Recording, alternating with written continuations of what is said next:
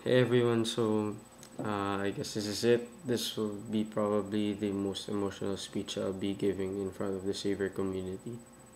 One which I think is a bittersweet ending to my life in Savior. So here goes. I'm not a fan, or wait, I'm not a uh, guy who loves to give last speeches. It's not in my expertise. So if there's one thing that I'll have to miss about being in Savior, it's about being able to express and talk about what I love to do with others. So since I'm the predictable type of guy, I'd be guessing that you already know what I'm about to talk about, right? So here goes. Ever since I held the basketball in my palms, I could never let go of my intense love for the sport. The passion and excellence exhibited by NBA athletes have just won my attention, when the first time I watched them. And I would have to say that it paved the way in forming me into who I am today. I'm guessing that you would probably start yapping about why I'm always talking about basketball. I mean, it's just a sport, right? How could one really be obsessed with it? Well, in fact, I've been trying to ask my that same question. Well, I'd have to say that I guess the sport of basketball is etched into my lifestyle so deep that it has impacted my life in many ways than others may think.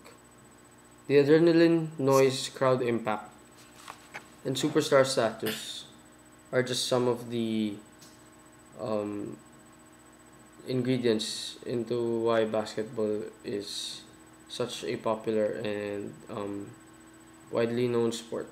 This time, however, I'd want to focus on something that people tend to overlook or forget about the sport itself.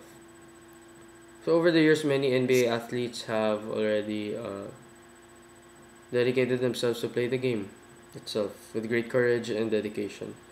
Well, along this time, many legends have had their fair share of inspirational quotes that have touched the hearts of many fans across the world.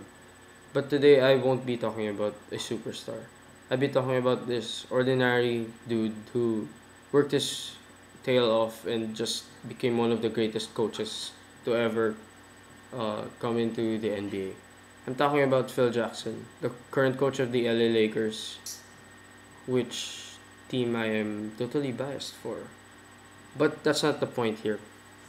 Phil Jackson is widely known to be the coach of NBA greats like Michael Jordan and Kobe Bryant. But what I love about Phil is the fact that his coaching technique and his willingness to win has driven him to multiple championships with these people. And up until today, he's been a model of success for aspiring NBA coaches. So I was thinking about what to share, and I came across this quote that Phil actually said, and I wouldn't have thought that he would say something like this, but here goes. Good teams become great ones when the members trust each other enough to surrender the me for the we. Somehow, this quote, I think, applies to Jackson's career in the NBA. I mean, in the NBA, he wasn't this superstar type of player. Like, every time he'd get the ball, he'd get a shot or something. He'd do the dirty work. Essentially, he'd grab all the rebounds, grab all the loose balls, play defense, all the little things the coach asks for that some superstars may tend to lack. Well, Phil took this mentality into the New York Knicks team he was part of, and I believe in 1975 they showed the NBA what it was to play real basketball, real team basketball, and they went on to win the title. And somehow I think this quote would apply to my life in Xavier. Over the course of my life in Xavier High School, I've learned to care more about the people around me than for the personal needs that I can satisfy virtually anytime. Basketball has driven me to be more of a team player than an individual who wants to work alone. Admittedly, during the earlier stages in my life, I closed myself from the fact that friends needed me to help them in some areas of their lives. However, basketball has taught me to be more open and more caring for the lives of others. And I think this was the reason why I found my real set of friends in high school. Mm. My close friends are the best kind of friends that I can ever have. And I wouldn't say that they're the smartest, they're the most athletic, or probably the most funny people to be around with, but I love these people. Throughout high school, I learned that these people are actually a part of my identity as a person.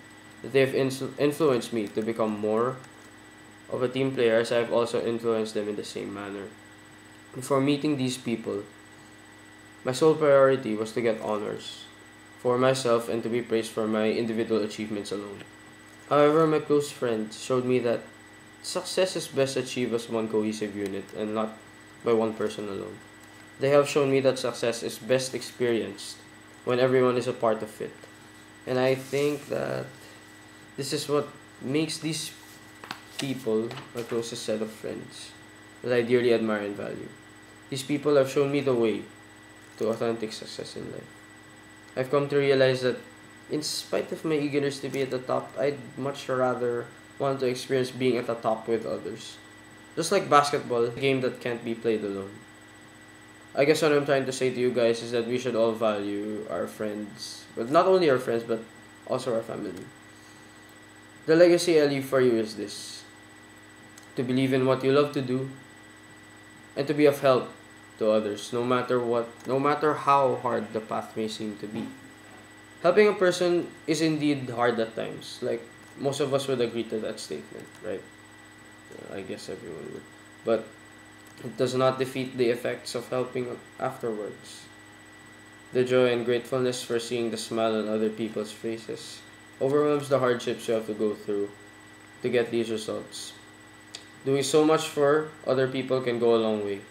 When we see these people succeed in life, we know that it was because we took our time and effort to help put these people at the top of their game.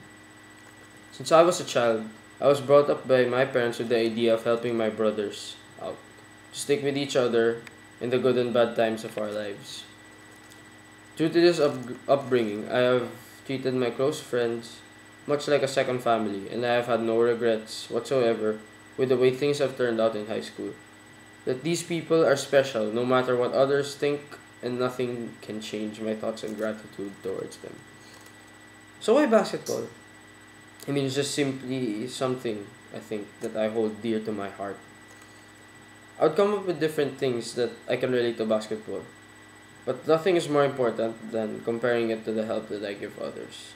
Passing on that golden ball of opportunity for each one of my friends and family members to experience and taste success itself. There are times when you just have to have enough trust and willingness to sacrifice for others, and that's something that I've learned to instill in my mind as I walk through the grounds of Xavier High School.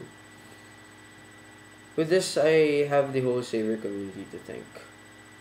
For without them, I would not have been able to acquire such love for service itself.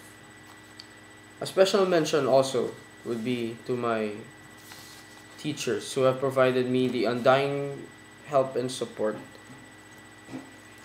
They've always been constantly molding me into being a true man for others through different class bonding activities like class plays, recollections, and the like. Given all these, I truly consider my most valuable player to be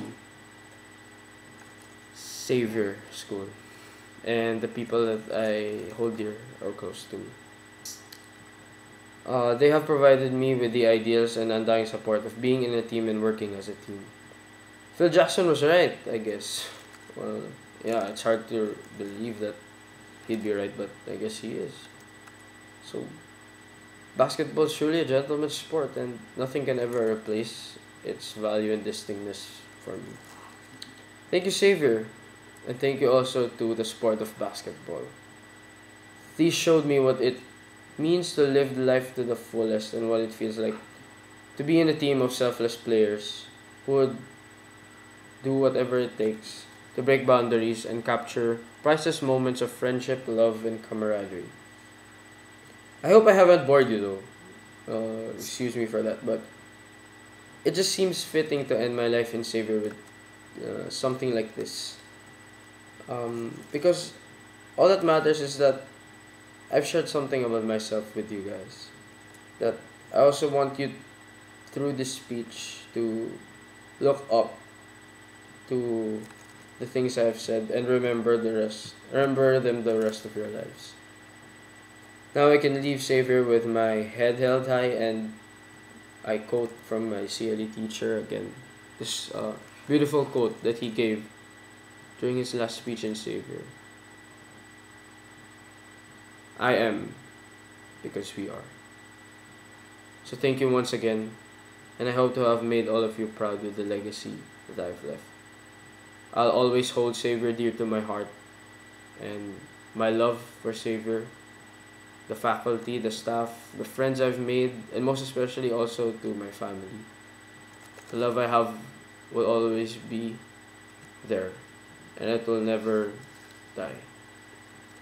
So thank you very much, and um, I hope I've made everyone proud. I hope I've given you a reason to do more for others, and I hope that you instill these values in your life. So thank you again, and that's it.